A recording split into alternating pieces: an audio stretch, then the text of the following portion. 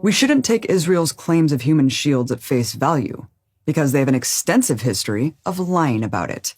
I think the most irrefutable example are their killings at Gaza's Great March of Return, which we documented in our film, Gaza Fights for Freedom.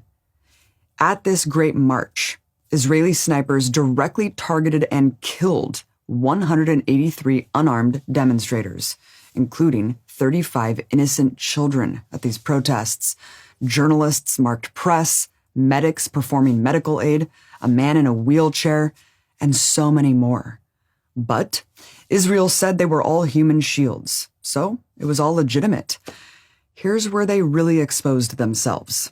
According to international law, human shield applies to civilians as collateral damage when you're targeting military forces in combat. But at the Great March protests, there were no militants, nobody shooting at Israelis, nobody with weapons, no targets remotely connected to military operations.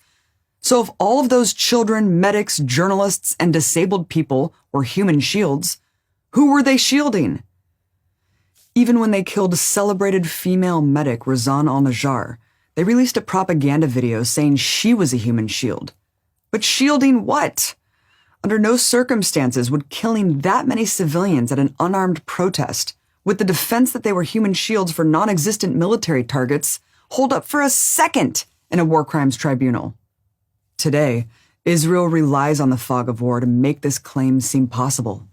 But just 2 years ago, Israel showed an irrefutable pattern of lying about human shields, and now they have zero credibility.